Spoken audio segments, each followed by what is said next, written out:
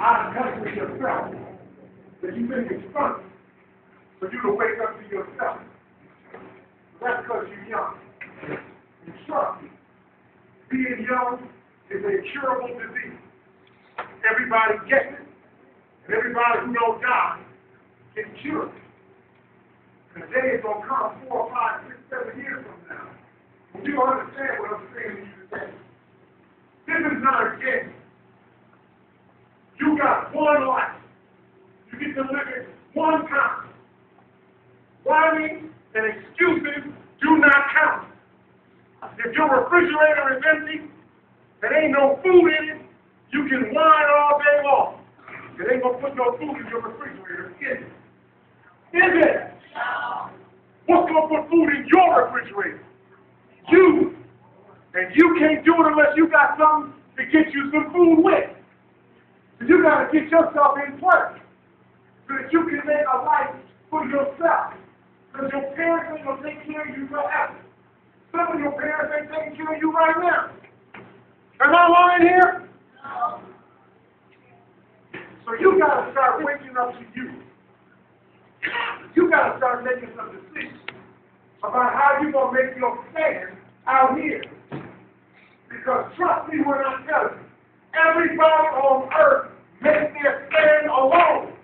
Nobody gets to live their life in somebody else's skin, and don't nobody live inside your skin but you. So if you poor, broke, busted, and disgusted, trust me when I tell you, I don't care how many people you know in the same situation, you in it by yourself. So you got to find a way. Trying to explain to yourself why things ain't going to good for you, don't cut it. The only thing you can do is cut it and find a way to make things go good for you. How many of you want to spend the rest of your life in prison? Oh, y'all don't like that. Then you ain't going to be a criminal, are you? Because where do criminals go? There's somebody here that don't get that. Let me try it again. Where do criminals go? They go to prison. And they go for a long time. How many of y'all want to wake up one day and have little nasty sores all over your body? Y'all don't like that. How many of y'all want to wake up one day and find yourself having drips coming out of your genitals? How many of you want to wake up one day and find out that you got cancer, cervical cancer? How many of you boys want to wake up one day and find out you got throat cancer? See, throat cancer today don't come from smoking. Only about a third of the throat cancer come from smoking. Throat cancer today comes from you doing something with your mouth that your mouth was not invented to do. Who don't know what I'm talking about? You do stupid things. And stupid things will happen to you. This is not a game. I need for you to clear about something. You are in a public school, not a private school. That means that we as a community of adults pay for your education for free. But you need to know that 2 out of every 3 countries on earth, you gotta bring a chicken to school.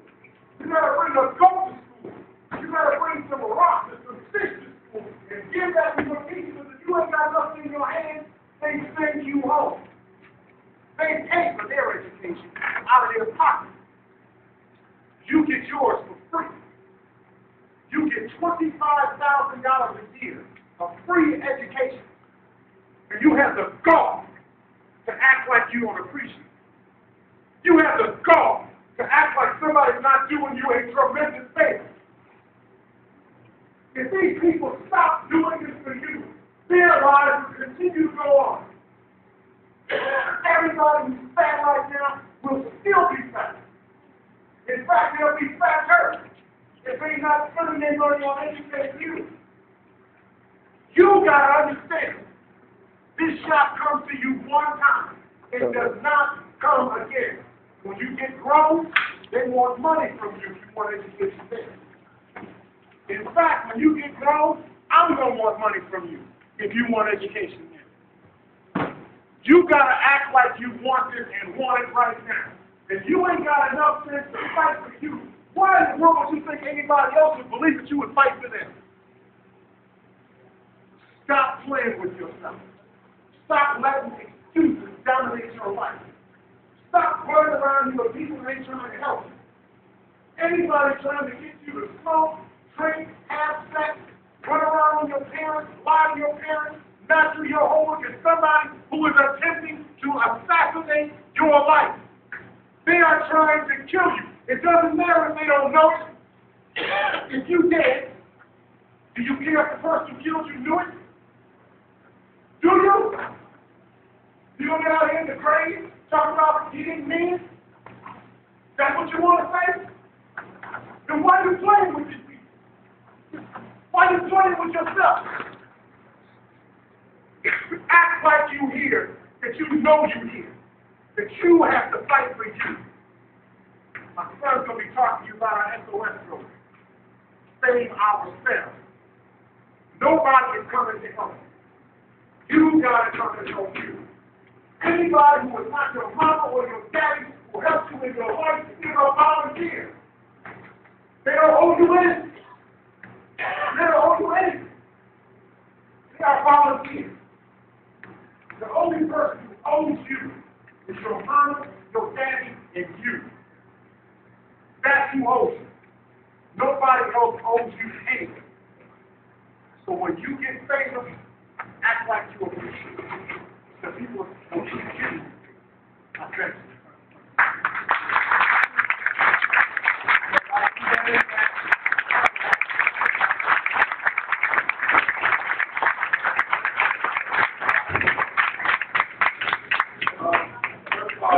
First of all, we would like to thank MSP for allowing us to come in and work with you. Extraordinary, wonderful individuals. It was kind of intriguing to me that the principal had to say to you guys that you weren't in trouble. So what that let me know was that sometimes some of you might get in trouble, but you're not in trouble. And I specifically asked for each and every one of you to be here for a particular reason.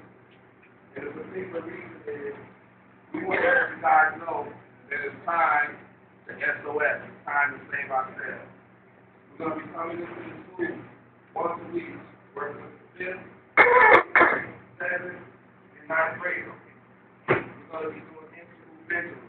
We're going to be showing you how to strategically map out your life so that you can be successful. Big Mike will tell you, Big Mike knew me ever since I was a kid. And I wasn't always acting any, and my dad can tell you, in school, I gave my teachers the blues. I was a terrible, terrible, terrible student. But I was very smart. I had the potential to be whatever I wanted to be. But because I thought the world over me, because I didn't want to pay attention to my teachers, because I wanted to be the class clown, because I wanted to be the center of attention, I kind of fell short to what it is that I was supposed to be doing. So what we want from you guys, we want y'all to know how awesome you are. We want you to stop selling yourself short. Each and every one of you has the potential to be merit roll and honor roll students. Each and every one of you has the potential to be whatever you can be. Once upon a time, we wouldn't say that we could be the President of the United States. But now you can be the President of the United States. You can be the governor. You can be the mayor. Women, you can be an astronaut now. You can be a congresswoman. You can be a senator. In other words, there's no excuses. The fact of the matter is, you as an individual have to be responsible for yourself. I noticed when Mr. Harris was my dad, but he's also the president and CEO of the Community Action Organization here in County. It's representing $1 million poverty agency. We service the community in almost every capacity. We need help with anything. We're the one-stop shop for any and everything. So not only does he take the time out to come and talk to the individual, he has 635 employees that he's responsible for throughout the county. But his main focus is the children. So that's why we come up here with S.O.S. Stand to save ourselves. I have an S.O.S squad. I call this my S.O.S squad. And each and every one of them, they're going to come up and talk to you and introduce themselves to you and let you know what area of expertise that they're going to be helping you in. So I want you to give them your undivided. My name is Mr. King. I'm a director of civil service. I'm a five community. JFK, Mama, and Angola. So some of y'all seen me before. Y'all seen me in the business. Y'all seen me around. I'm also the youth pastor. The youth pastor of my church. I sit on the 7th ward and volunteer around music, football, baseball, basketball, along with the trumpet. And the reason why I work so hard in the community is because me, my brother Neal, Mack, and Robert Harris, we feel accountable for where y'all at because the generation before y'all and the generation before y'all saw us acting. They saw us on the street corner. They saw us selling this stuff. They saw us getting thrown up against the top line. They saw us acting foolish. So we feel accountable. So now we want to get back. We want to get back, what the street is giving to us. We want to get back to y'all. So right now I'm going to bring up Miss Vivian, and she's going to tell you, about what she does when it deals with peace in the community. She's also going to be here with you guys during the week. Miss Vivian. Good morning. Good morning. I'm Neal, and I wanted to ask you, has anyone seen what's on my shirt? See the sign for Uptown? Okay? Eileen Peters is afraid that a woman by the name of Sister Karen Sintak taught her. Sister Karen Sintak, has anybody heard that name before? Maybe not. Okay? Here's these over here. She was a Catholic sister who worked with guys coming out of prison. She started a house for them when they got out of prison so that they could learn to not kill and get their own thing together and learn how to live out in the world again and live with each other and be responsible. So what happened, unfortunately, was that she was murdered by one of the guys that she was trying to help about 5 years ago. And so there was just this outpouring of grief. Everybody was so upset that this wonderful woman who had such a vital ministry would be killed by one of the people she was trying to help, that they wanted to do something to remember her. And so what they did was they collected money together and they started a Center for Nonviolence in her name. And it's called the Sister Karen Sintak Center for Nonviolence. And that's the center where I'm the director, and that's why I'm here. We have a couple of programs that we're going to be working with you on. One of them is called the Alternative to Violence Program, and that's really important because she was working with these guys that had experienced some real violence in their lives and had gone to prison as a result. And she said, there's got to be alternatives. There has to be alternatives to violence. So there's a situation, a conflict situation that result in violence. And so we have this program called Alternative to Violence, and there's two main beliefs. And I want you to hear this, you don't hear anything else. There's two main beliefs in Alternative to Violence. And the first is that there is good in everyone. That's the first main belief. There is good in absolutely everyone. Now maybe you can think right now of someone that you think, I don't know if there's good in everyone. Maybe some people maybe have a little bit of trouble with. I know I can. But we believe, certainly we believe, that there is good in every single person. You just sometimes have to look a little bit harder for some people than others. But inside, there's good in everybody. Okay, so that means you all too. It doesn't matter what anybody's telling you or what you might feel about yourself. There's good inside you. There's good inside. Okay, and the second belief that we have with the Alternative to Violence Project is that everybody can learn skills. Okay? Everybody can learn things to help them to resolve conflict peacefully. Okay? So we all have conflict in our lives, right? Conflict isn't necessarily a bad thing, it just is, right? We're not going to always agree with everybody, we're going to have different opinions. But we can learn how to use that conflict in a positive way. Okay? We can all learn skills to resolve that kind of conflict. Those are just the main things that we believe. There's good in everyone, and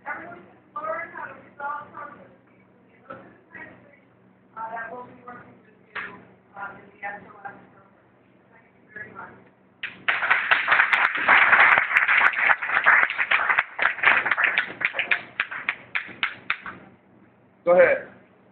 That organization that she's talking about was the sister, the sister that got murdered, and the young man, Craig Lynch. I grew up with him. And we went to the same school, until 8th grade. I can tell you where our paths parted. He started getting high, sniffing gasoline. We hung out, played. Listen, we played, started playing with all this kind of stuff. Group of boys got together. You know what I'm saying? They said, yo, man, we want to go get high. We want to do this, we want to do that. No, much. I said, I'll be all watching the time. my life All went watching one way, the time. his life went another way. The choices you make, because of the people you hang out with, is very important. And he's not the only one. The whole crew got in trouble. And then what happens? I decided to go another way. You can make that same choice. When I heard about what happened to sister, it broke my heart, especially when I found out who it was. Those brothers let him be the thief in the neighborhood that everybody knew. So they tried to get in the neighborhood, everybody knew the thief. He was bad. You understand what I'm saying? I'm just saying, it was real. Okay? So that's all. The choices you make right now are very important. I had to break up with being friends with him in 8th grade. I'm here for you today. He's behind ours for the rest of his life. You're gonna cry. We take this serious.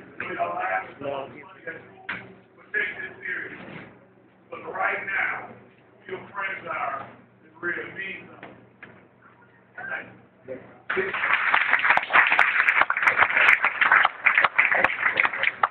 Speaking of friends, I'm going to bring up one of my good friends, Neal. And I've been mentoring Neal since he was about 14 years old. Now Neal is a full-grown man. And when you talk about making choices, Neal makes serious choices at a crucial time in his life. Just like me, most of Neal's friends are dead in jail as well. And Neal was going to come up, tell you a little bit about him, but he's my S.O.S youth coordinator, and he'll take it from here.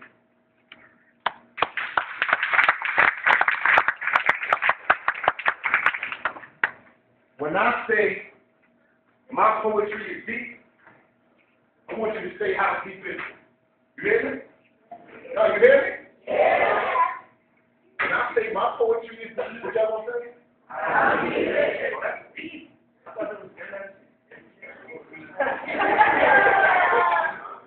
My poetry is deep. That's not loud enough. Come on, I want to hear the spirit like school. Come on, bro, what you My poetry is deep. My poetry is deep. It's deep like the debt that America owes us. Or it's deep like a grave or an in-the-street slave or an in-the-street slave. Or a new age computerized digital slave with computerized whips and chains, but we still die over whips and chains. They say gang violence is the problem, but you get shot down when you speak unity. Just as Martin Luther King's I Have a Dream I'm Malcolm X. Or Tupac, who took 9 shots because he stopped speaking thug life and tried to denounce black violence. Elvis stole black songs to meet the jailhouse rock. Brown sugar bone.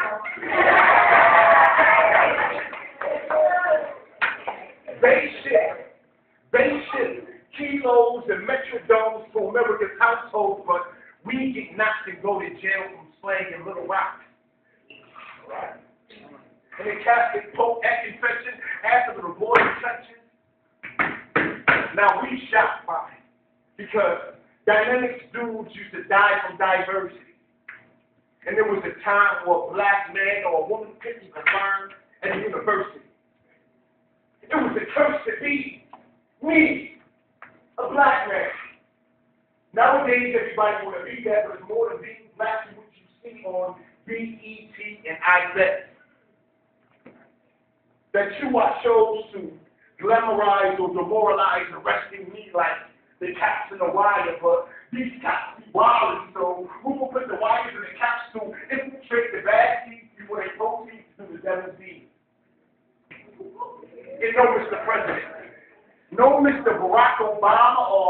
Mayor Byron Brown, I would not fight for this communist nation that gave us nation. And everybody still hate our faces. So just face it. And I'm giving y'all an S.O.S. Because I came here to MTS. And if you don't, you might drop off.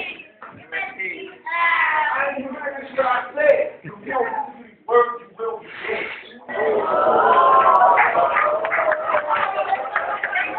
Yeah.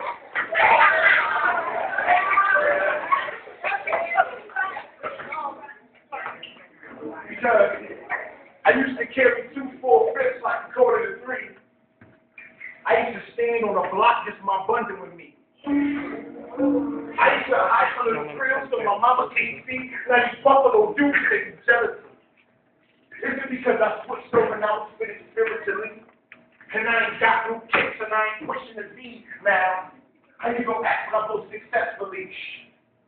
Had this whole rap world and invest in me.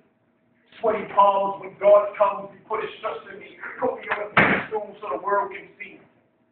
Then I'm a dude from the gutter that be fighting the flesh, and I put God in my rhymes so I speak the best. I walk the streets when I got beef and I ain't wearing no vest. Why? Because my song praising God to protect my chest. They say, how you gonna believe you ain't song before? I said my spirit got a touch, now I'm yearning for more. Sitting in the streets, wish I could let that go. Mack into that dude who used to sling that raw. Yeah. I'm a changed man with a new game plan. Represent S.O.S with the sword in my hand. Right?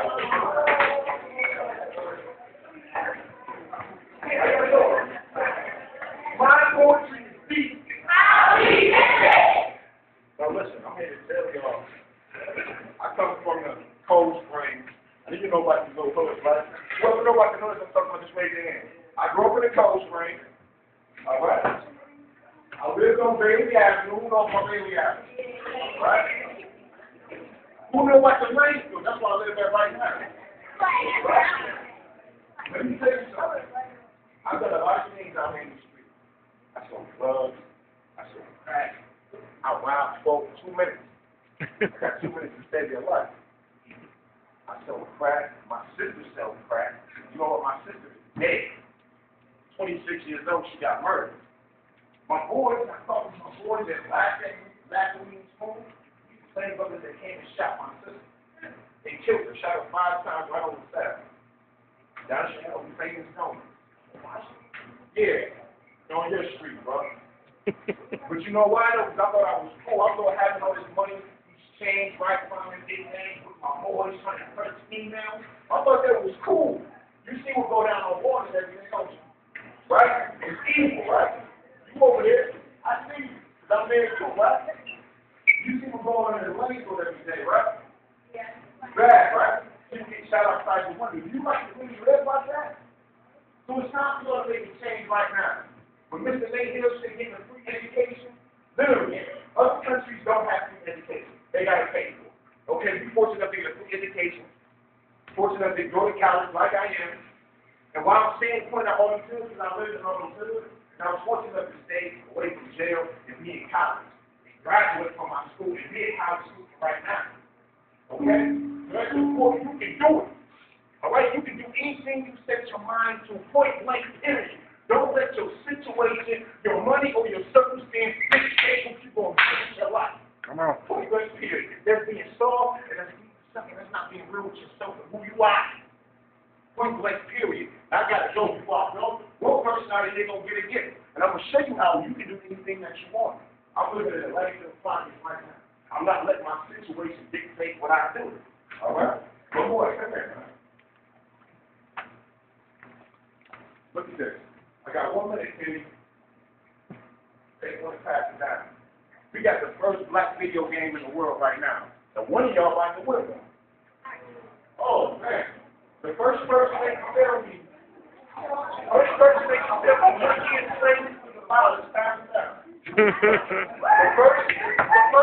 That's a shame. Hold up, you gotta listen. You have to listen. You have to listen. You can't see so that you listen, brother. Hold on. This is an all-black college football game. This is called Black College Football Experience, BCFS. All right, we highlight every historical black college in America. That means all black college. Administrators, the teachers, and students. All right, they've been around for over hundreds of years. All right? Who played Xbox 360? Come on. Who won a new game? Who's playing? This person. I need 5 schools. Okay. Who can tell me what year slavery was abolished? What year slavery was abolished? Hey.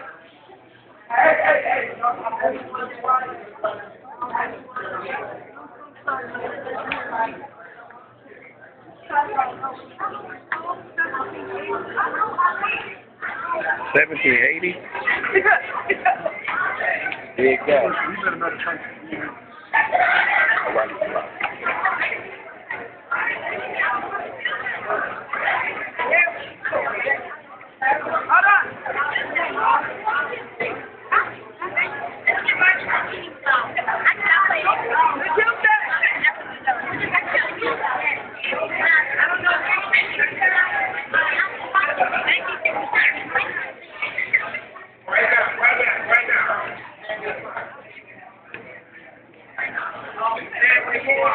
About to normally see 37 and 59 too. Good. Because for some reason, I don't think we be doing what you think, fellas? We really, it's the truth.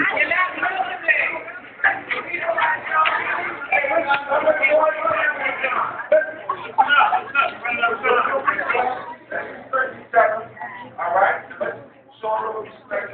Quiet down. I got to turn it around.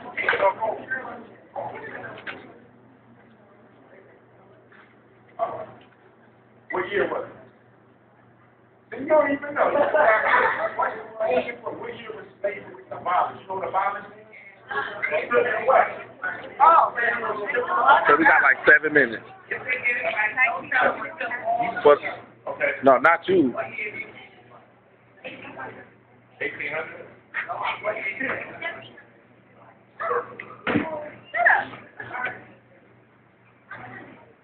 1782. Oh man. When do you think it was? 1850. No, wait a minute. What do you think?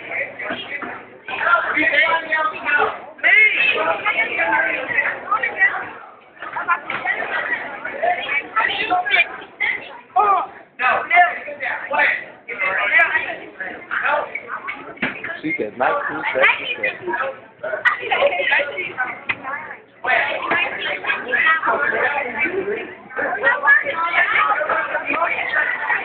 Yeah, we got to be done at 10. All right, listen up, everybody. Listen up. Listen up. Listen up. Pay attention. Listen up. It shouldn't take that time. It shouldn't take that much time for you to be quiet. All right. Now, just one more person just to try to answer. How would you know?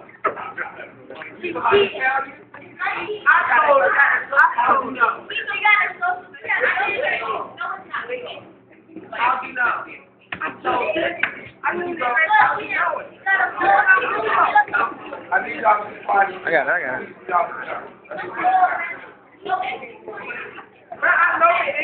Okay, listen up. Okay, well, it's fine. But, But the answer is, and really, all of you really should know this. Really.